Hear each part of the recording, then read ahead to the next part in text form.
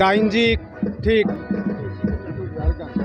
भारतबर्षनि जोंनि देशनि स्वाधीनता दिवस उदांस्रि सान बे उदांस्रि सानखौ तामुलपुर माने जिल्ला खुंथाया नैबाव खुंदों।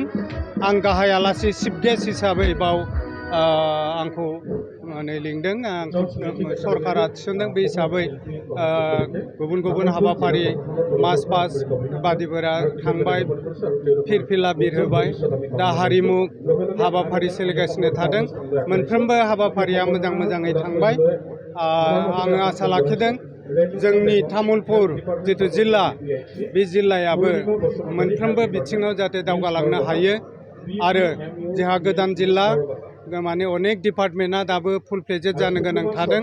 दा बेफोरो लासै लासैनो गभर्नमेन्टनि नोजोराव गोग्लैनानै जालांगोन होननानै दिनैनि उदांस्रि सान फालिनाय इन्डिपेन्डेन्स डेनि गेजेरजों हाबाफारिनि गेजेरजों आङो आसा लाखिबाय आरो बयखौबो नोंथांमोनखौबो साংবাদিক लोगोफोर बयखौबो साबायखर बावहरनाय थाबाय। गोजोन्थों।